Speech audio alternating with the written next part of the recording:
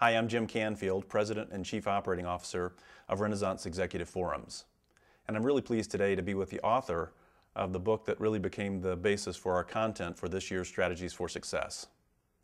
Keith Mcfarland is the author of The Breakthrough Company.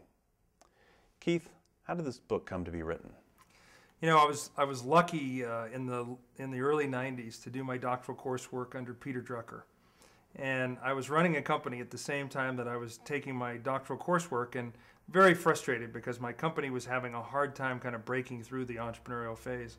And I asked Dr. Drucker one day, I was complaining to him, I said, why hasn't somebody written a book about, you know, how to break through the stage? And he laughed and said, you'll just have to write the book. So that was actually the genesis of the book. Interesting.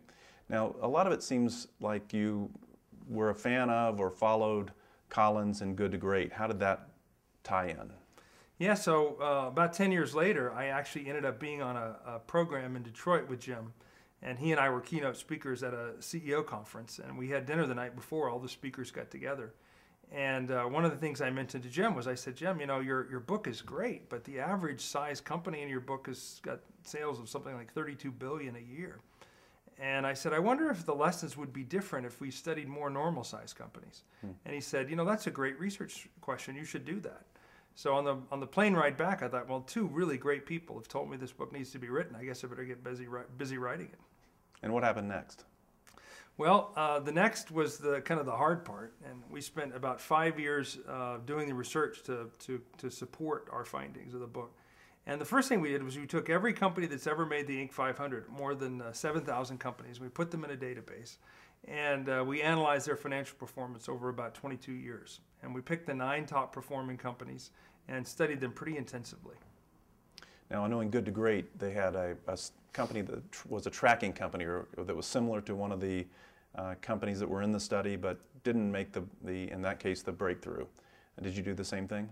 Yeah, we thought that was really important. We thought that was one of the great contributions of the Good to Great research, was this the importance of the comparison companies. And so we found companies in the same industry, in the same niche, and they had to be either as large or larger than our breakthrough companies at the time these companies made the Inc. 500. And it really gave us a way to compare the progress and success of these companies to, you know, more normal kinds of records. Now, one of the things that came as a bit of a surprise to me was the diversity of the companies that ended up being one of the 9 breakthrough companies. Was that a surprise to you? Had you expected to find that much diversity in the types of companies? We did not at all. In fact, one of my fears was, you know, when you sell a book to Random House, and you say, we're going to write about the 9 top performers before you know who those 9 companies are, it's kind of scary. My fear was they'd all be on the same street in Silicon Valley. And I'd end up writing a book about these companies that everybody has written a book about.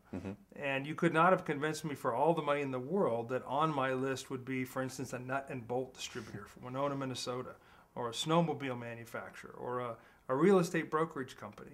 And what we discovered really early in our research is it's not what you make, it's what you make of it. And that these companies in what most people consider to be backwater industries threw up financial performance that's the envy of all of us. Very interesting. One of the things that I found interesting about your book, and that I also saw in Good to Great, is it seems to me many business books lead with a theory. In other words, we think something happened, and now we're going to find companies that prove that's true. One of the things that I loved about your work, and I also saw it in Good to Great, is you went into it to see if there were in fact companies that broke through, and then if you found those companies, were there any characteristics? I'm assuming that you could have found that there was really one method to break through, but that's not what you found, is it? It's a scary way to write a book, because essentially you say you're going to write about something you've yet to discover. And so one of our fears was, well, what if there are no themes across all of these companies? And it was so exciting as we started doing these in-depth interviews across these companies, when the same stories got told in different settings at different times, but we found some real strong kind of characteristics that emerged that help us understand how these companies generated the kind of success they did. And tell me a little bit about the interviews that you did. Well, over the 5-year period, we did more than 1,500 interviews. Wow. And these include people in companies that were covered in the breakthrough study, and also people in the companies in our field study companies. We thought it was not only important to do this empirical research, but actually to get in companies and work over a period of time with management teams, a minimum of 90 days, sometimes up to 4 years. And so these interviews spanned companies. The smallest in our study was $5 million in sales, and the biggest was $5 billion. So we could really get an understanding of which themes kind of held true through the stages. And did you find that the executives that you were speaking to really opened up in these interviews? Yeah, we found that people are interested in learning, and particularly when we told them we'd share our results with them and share our findings, there was a lot of support for this. So Keith, did you find that most of the executives that you spoke to were pretty open with you? Well, some were and some weren't, and some needed a little bit of time to warm up. We spent this 5 years doing this research, and our model blew up several times, and I was so excited the day that I identified the 9 companies, and I thought, okay, great. Now all I have to do is get in and study these companies, and we'll be done. And I sent a letter to the CEO saying, your company was picked from among 7,000 Inc. 500 companies as one of the top performers, and thinking they'd just be thrilled to have me come in and write about them. And a couple of weeks later, I began to get the responses, and I actually got 4 responses in the same day. And they all said basically, thank you for your interest in insert name of company, but we don't participate in these kind of studies, so no thank you. Well, what would you do if you were me, right? You go into salesman mode. You think, right. Well, I got to get in front of these people. So I got a couple of phone calls scheduled. They agreed to spend 15 minutes on the phone with me, and I went through my best presentation about why they should do this. And to a person, they said, what part of no did you not understand? We're not doing it. So now what do you do if you're me, right? You've spent 5 years of your life. I'd already sold the book. My wife had already spent the advance. I couldn't not do the book.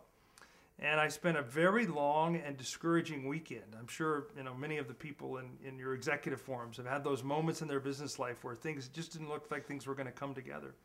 And then Monday morning, it hit me. Just tell the truth. And so I wrote these 4 people a letter, and I said, look, I understand your decision not to participate in my study. I don't agree with it, but I understand it. But please understand, I've made a commitment to Random House to write this book about the 9 top performing companies, and yours is one of them. Mm-hmm. So if you can't help me, I'll get a list of former employees, and I'll get their point of view on your business. To which they responded, when can you come, and how can we be helpful? What a great story.